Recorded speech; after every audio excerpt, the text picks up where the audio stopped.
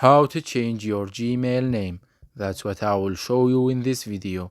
But before we begin, make sure to subscribe to the channel and ring the bell to get notified whenever a new video is uploaded. With that said, let's get started. So go ahead and open up Gmail. And once you do that, click on the profile picture or icon at the top right corner.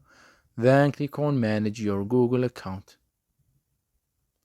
Once you're here, click on the Personal Info tab and then scroll down to the Basic Info section, and from there click on Name. Once you are on this page right here, click on the pencil icon next to Name.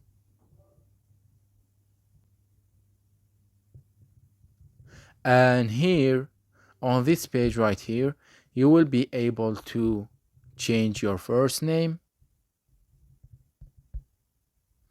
as well as your last name.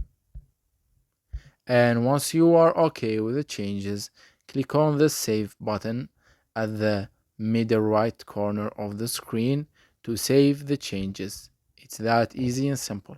So that was it for this video. That's how you can change the Gmail name. If you have any questions, please leave them in the comment section down below. With that said, see you in the next video.